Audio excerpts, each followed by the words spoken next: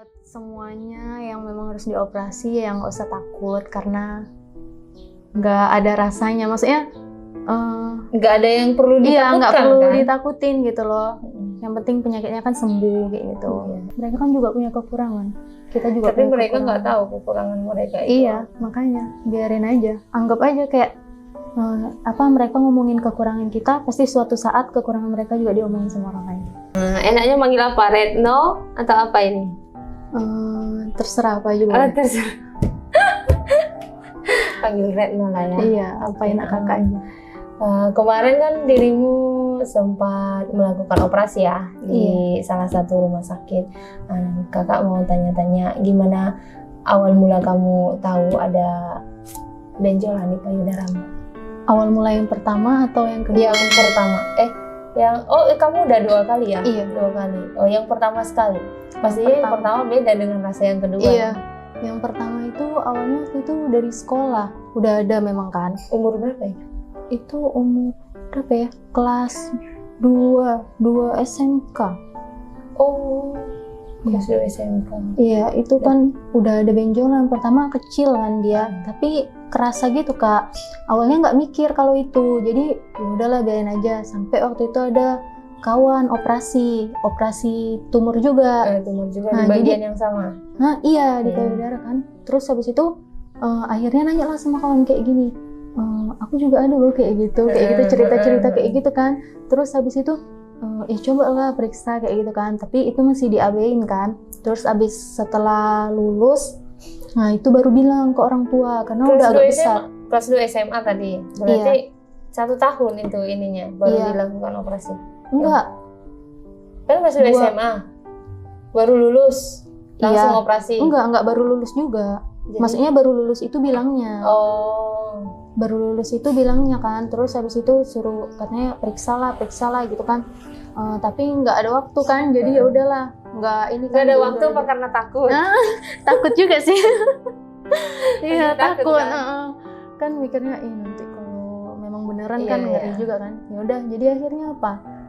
Waktu itu dibawa ke klinik kan, periksa ke klinik akhirnya. Terus habis itu dibilangnya ini harus dirujuk katanya kayak gitu dibilangnya. Ke rumah sakit. Iya, dirujuk ke rumah sakit. Habis itu akhirnya di rumah sakit dibilangnya tumor ternyata.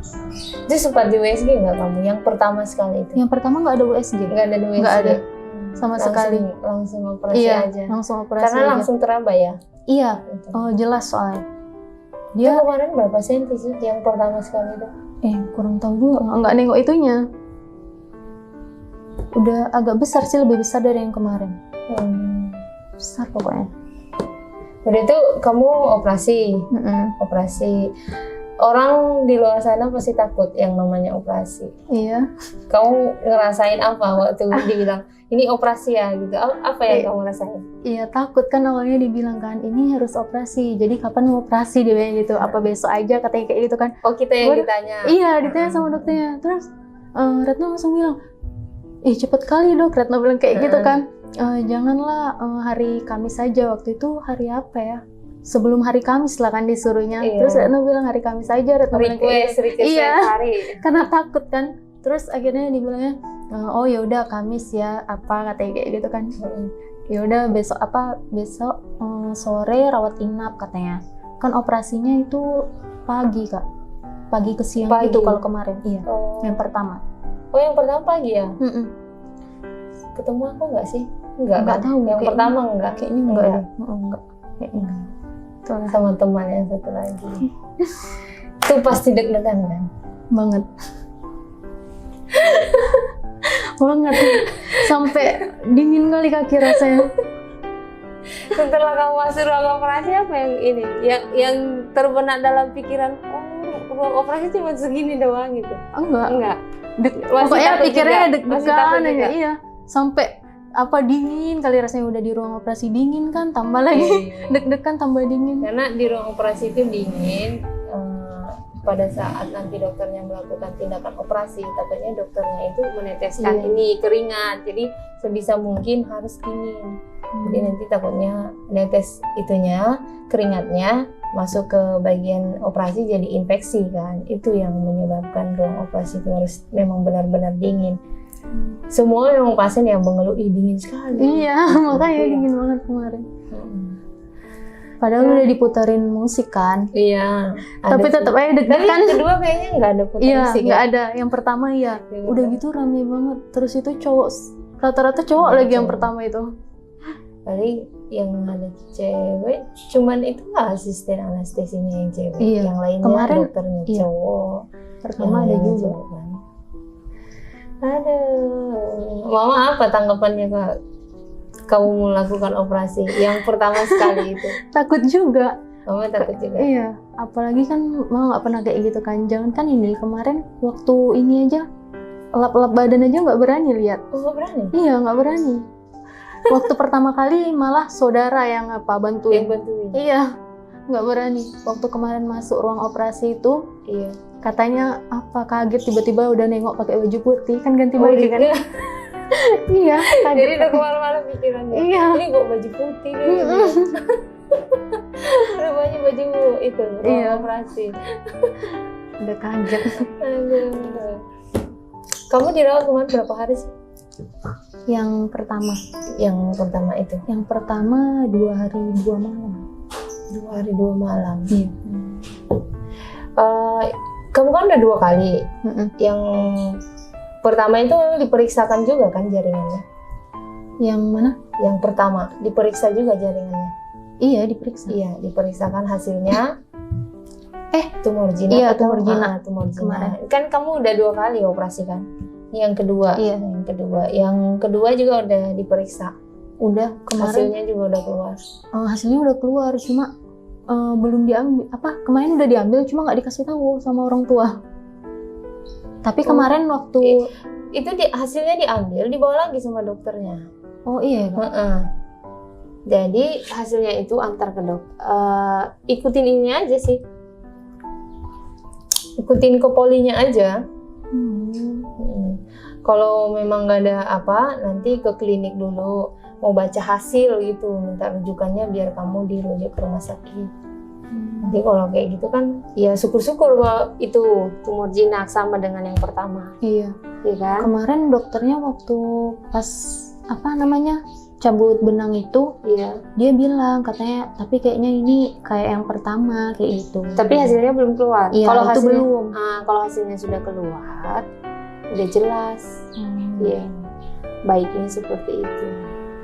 Coba nanti Iya. dilihat.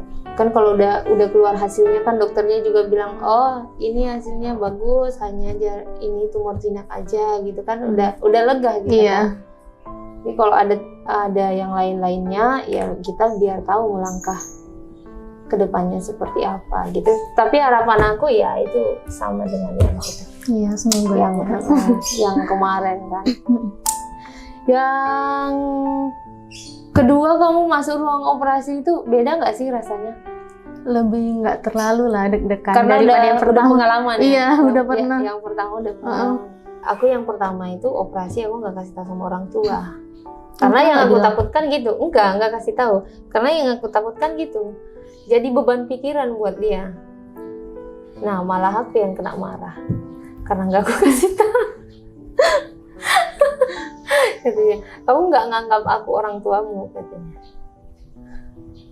Iya sih, Ya, marah pasti. Padahal kan yang aku pikirkan dia biar nggak merasa terbebani kan dengan pikirannya.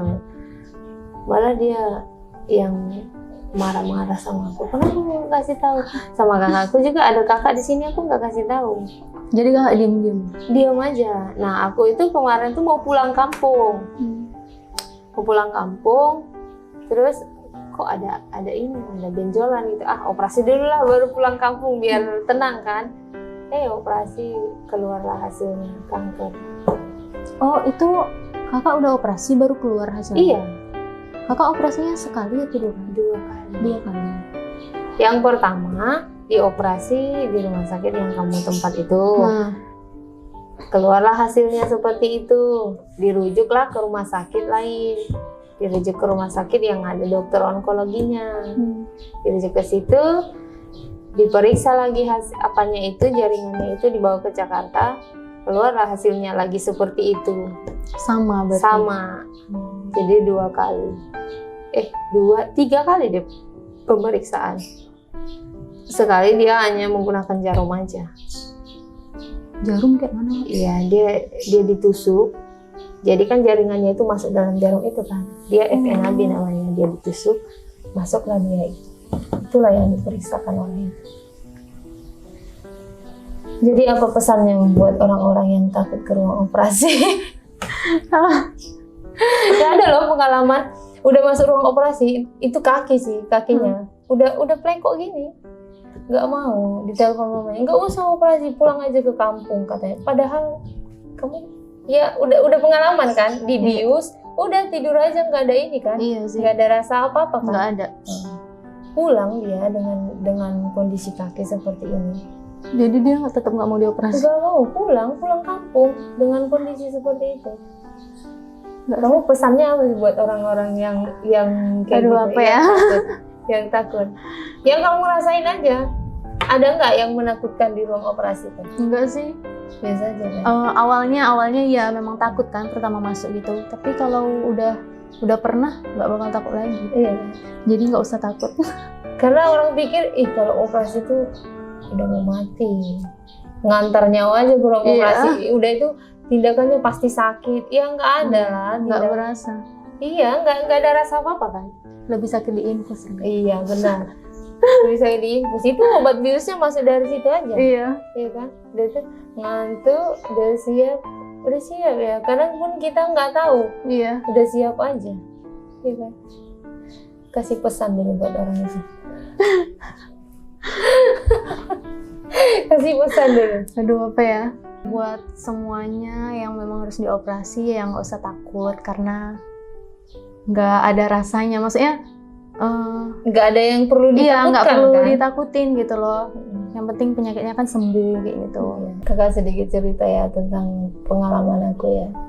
Baru-baru ini ada seseorang yang ngomong ke aku sendiri gitu. Pas aku lagi nunggu orang juga, dia bilang, "Ih, kamu rambutmu kok kayak gitu? Kayak orang ini," gitu. Aku langsung, ya Tuhan, aku kan nggak menginginkan seperti ini gitu. Cuma aku mau marah ya, dia orang tua. Gimana aku kalau lawan dia nggak sopan kan? Cuma aku berpikir, ya aku harus bangkit gitu. Aku harus tunjukin kalau aku ini bisa bermanfaat buat orang gitu. Ya kan? Aku pengen marah nggak bisa. Iya, orang tua. Ya mungkin orang lihat sana ya rambutnya ini. Kamu tahu lah kalau rambut seperti ini kan, kok kayak gitu. Aku pun nggak mau seperti ini. Aku ketemu orang-orang aja, kalau bisa aku di belakang orang, jangan dilihat. Malu. Kan sakit. Iya, karena sakit. Tapi orang di luar sana itu nggak mengerti. Iya, dia nggak tahu kalau kita Nggak sakit. mengerti posisi aku. Makanya aku mikir gini, apa aku harus ke setiap orang bilang, aku ini sakit loh gitu. Aku ini sakit loh. Aku berusaha buat konten seperti ini biar orang-orang yang di luar sana itu bisa menerima orang lain gitu loh. Bukan cuman kita aja bisa menerima kondisi kita, orang lain pun kalau bisa menerima kan, kasihan ya dia sakit. Oke lah, dia nggak usah mengucapkan, ih kasihan sekali kamu sakit. Ya udah, kamu lihat dia seperti itu, ya udah lihat aja, nggak usah komen gitu. Diam aja, kalaupun mau komen ya udah di dalam hati aja kayak gitu kan. Nggak usah. Kalau memang dia bertanya-tanya, kenapa dia? Iya tanya aja orang lain, nggak usah langsung. Kamu kayak gitu, rambutmu kok kayak orang ini sih? Itu aku nangis kalau gitu. Iya. Aku ngerasa aku ini berjuang gitu. Aku berjuang, terus aku harus memikirkan omongan orang gitu. Suatu ketika aku duduk, ada suami istri yang lewat naik motor. Karena itu memang terasa jelas sekali dia ketawain aku. Dia ketawain aku. Dia lewat, Ini seperti itu. Aku mau bilang apa sama dia? Aku aja proses menerima itu susah. Menerima kondisi aku seperti ini susah. Jangan nangis. Susah sekali. Terus kemarin ada anak-anak lagi lewat. Dia bilang, itu laki-laki atau perempuan? Gitu. Coba kalau kamu di posisi aku, bisa nggak kamu? Pasti marah, pasti marah. Aku mau marah, itu anak orang. Ya kan? Bisa aja aku marahin dia, tapi ya buang-buang energi aku untuk marah-marah sama dia. Bahkan suatu ketika ada acara ulang tahun dibuat sama suami kan, aku ke toilet, orang itu ya nggak tahu ya, cuman aku yang ngerasa atau gimana, cuman aku ngerasa aku diomongin gitu. Aku diomongin karena orang yang ngomongin kita pasti dia melihat ke kita tuh cuma gitu kan, Kita pasti tahu ngerasa mimiknya ya. kan seperti apa.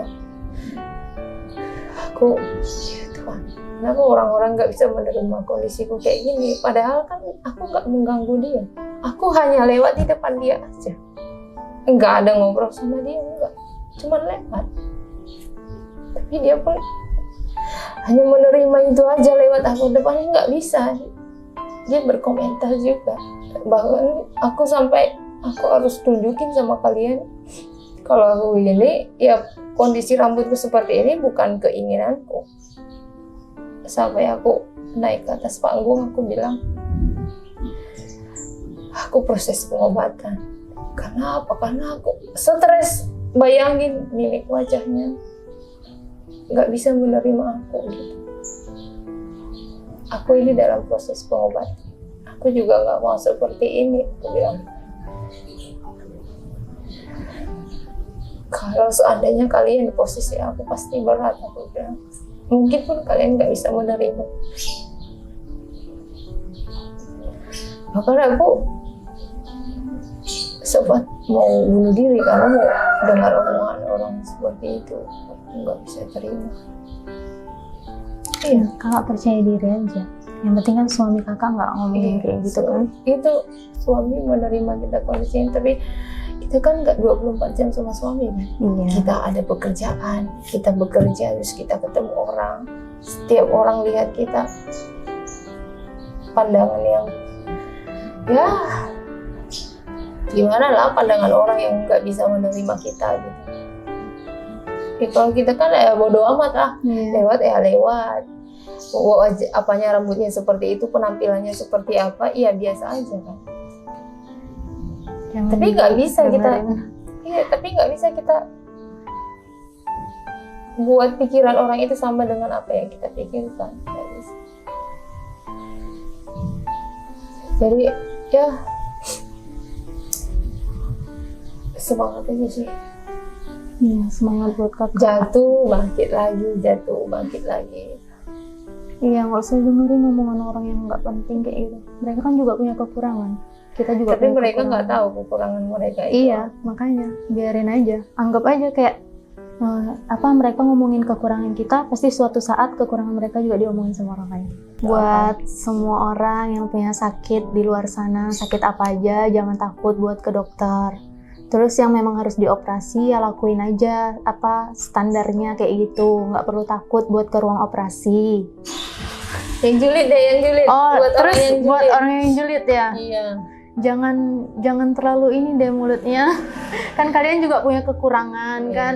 Jadi ya maksudnya hargailah kekurangan masing-masing kayak gitu, nggak usah saling menilai kayak gitu. Buat teman-teman yang di luar sana, kalau ada pertanyaan atau kita mau bahas apa, nanti cantumkan di kolom komentar ya. Semangat berjuang.